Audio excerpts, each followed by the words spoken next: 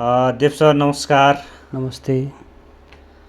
हजुरलाई धेरै दिनपछि चाहिँ हाम्रो च्यानलमा स्वागत गर्न चाहेँ। धन्यवाद। र हाम्रो अतिथि बनेर आइदिनु भएकोमा धेरै धेरै धन्यवाद छ हजुरलाई। र अहिले बजारमा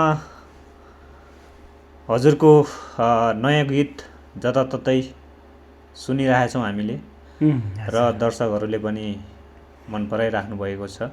राम्रै प्रतिक्रियाहरू आइरहेको छ बजारमा। हजुर।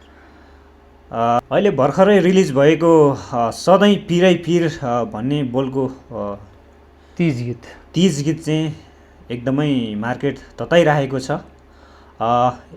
यसै सन्दर्भमा हजुरलाई यो गीतको बारेमा केही भनिदिनु होला हजुरको तर्फबाट। दर्शकहरूले चाहिँ नि हजुरकै मुखबाट चाहिँ सुन्न चाहनुहुन्छ हाम्रो च्यानल मार्फत, विभिन्न फेसबुक पेज मार्फत। देश विदेशमा रहनुभएका दर्शक महानुभावहरूले चाहिँ नि हजुरको इन्टरभ्यू चाहियो भनेर चाहिँ हामीले हजुरलाई अनुरोध गऱ्यौँ र हजुर आइदिनु पनि भयो। त्यसको लागि धन्यवाद फेरि दिन चाहेँ। र हजुरले भनिदिनु होला यो नयाँ तीजको गीत पिरै पिरको चाहिँ नि के छ कसो छ, हजुरले कसरी रच्नुभयो यो गीतलाई, यसको जानकारीमा हजुरले भनिदिनु पर्यो हजुरको तर्फबाट है सर। ल जाउँ। अवश्य पनि यो गीत आजभन्दा 2-3 वर्ष पहिला मैले गाएको गीत हो यो।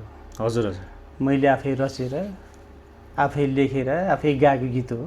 हजुर। यो जुन गीतलाई एउटा सामान्य रूपमा एउटा चाहिँ सामान्य भिडियो त यसो चाहिँ एउटा लिरिकल भिडियो जस्तो मैले गराएर युट्युबमा मैले राखेको थिएँ।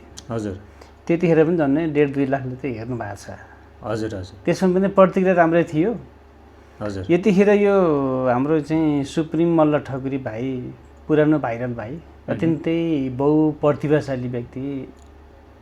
अहिले यतिखेर मलाई लाग्छ उहाँले ओजेलमा परेको मैले पाएँ। हजुर। उहाँको यतिखेर उहाँको चाहिँ एउटा चाहिँ यो प्रस्तुतिकरण देखिएको छैन।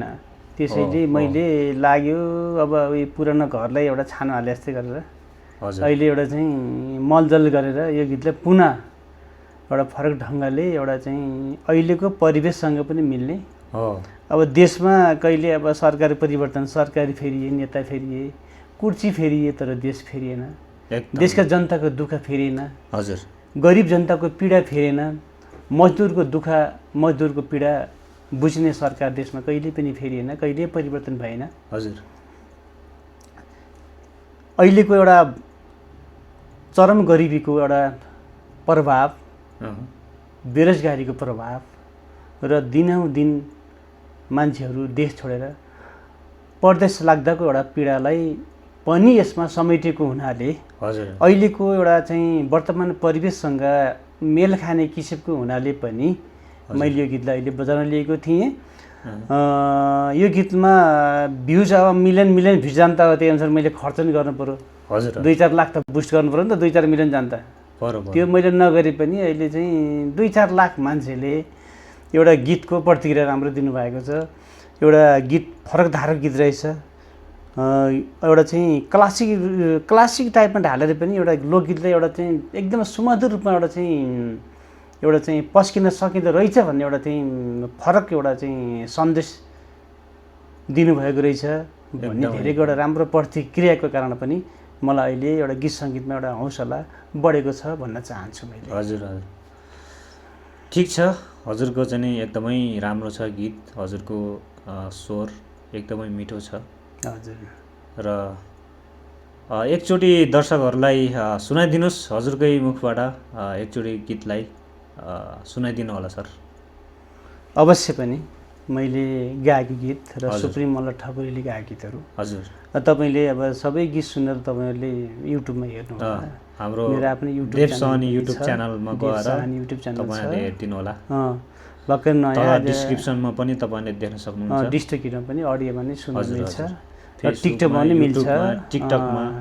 टिकटकमा गएर पनि तपाईँहरूले चाहिँ नि टिकटकहरू बनाइदिन सक्नुहुन्छ। त्यो पनि गर्नु होला। हजुर। मैले एक टुक अवश्य गाउँछु थोरै। एकदमै सर। एउटा छोटो मिठो हजुर होइन हस् लामो गाए त लामो त अब टिकटकमै युट्युबमै हेर्न मिलिहाल्छ एकदमै छोटो चाहिँ अब चाहिँ कोसिस गर्छु। हामीसँग समय पनि अति नै छोटो छ। ना गरी पनि यति भयो सुको छैन गोजीमा दिनैभरि हिँड्छु बरै कामकै खोजीमा हुने खाने धनी सबलाई सधैँभरि खिरै खिर हुँदा खाने हामीलाई सधैँ पिरै पिर। यही हो। हस् त धन्यवाद हजुरको समय दिनुभएकोमा। हजुरले हामीलाई यति धेरै व्यस्त बाजुका पनि हामीलाई माया गरेर साथ सपोर्ट गरेर चाहिँ नि थोरै समय छुटाउनु भयो, त्यसको लागि हजुरलाई धेरै धेरै धन्यवाद दिन चाहन्छु देव सरलाई। र दर्शक महानुभावहरूलाई पनि हाम्रो देव सहनी सरको युट्युब च्यानलमा गएर हजुरहरूले नयाँ तिज गीतलाई हेरेर माया गरिदिनु होला, सल्लाह सुझाव प्रतिक्रिया दिनुहोला भन्न चाहन्छु। अन्तिममा केही भन्न चाहनुहुन्छ सर जाँदा जाँदै? अन्तिममा मैले भन्ने पनि तपाईँले भनिसक्नुभयो। हजुर मैले भन्ने कुरो सबै तपाईँले पहिले भन्नुभयो त्यही नै हो। अब मैले एउटा गीत एउटा चाहिँ अहिलेको वर्तमान परिवेशलाई अलिकति रूपमा अध्ययन गरेर म अलिकति राजनीतिक विषयमा अलिक चासो लिन्छु। एउटा देशको देशमा भइरहेको देशको एउटा चाहिँ परिवेशलाई मैले एउटा गहिरिएर अध्ययन गर्ने कोसिस गरेको हुन्छु। देशको अवस्था, देशको व्यवस्था, देशको राज्य सत्ताको बारेमा मैले केही रूपमा बुझेको छु, अध्ययन गरेको छु। ती नै कुरालाई एउटा निहालेर मैले एउटा गीतमा ढाल्ने कोसिस मात्रै गरेको छु। तपाईँले अब राम्रोसँग सुनिदिनु होला, हेरिदिनु होला, मेरो युट्युबलाई एकचोटि सब्सक्राइब गरिदिनु होला, सेयर गरिदिनु होला। र टिकटकमा मेरो धेरै गीत छन्, टिकटकमा हेरिदिनु होला। मेरो दर्जनौँ गीत मेरो युट्युबमा छन्। अब लाखौँ लाख टिकटक बनेको छन् मेरो गीतबाट, सबै हेरिदिनु होला, माया गरिदिनु होला। म देव साहनी मेरो म धेरै पहिलादेखि गीत सङ्गीतमा लागेकै थिएँ। बिचमा एउटा चाहिँ धेरै समस्याका बावजुद मैले 10औँ वर्ष गीत गाउन सकिनँ। गीत सङ्गीतलाई चटक्कै छोडे पनि गीत सङ्गीतलाई मैले फेरि माया मार्न सकिनँ। फेरि पुनः यही गीत सङ्गीतमा फर्केर विगत 3-4 वर्षदेखि लगातार गीत गाइरहेको छु। मेरो गीत गाउने क्रममा छु। धेरै गीतहरूको काम बाँकी नै छ, धेरै गीतहरू काम गर्ने क्रममै छु। तपाईँले माया गरिदिनु होला भन्दै एउटा सानो भने राख्ने अवसर प्रदान गर्नुहुने हजुरहरूलाई एकदम हृदयदेखि धन्यवाद व्यक्त गर्दै म बिदा हुन्छु। धन्यवाद। हस् त सर, धन्यवाद। आजलाई यति नै।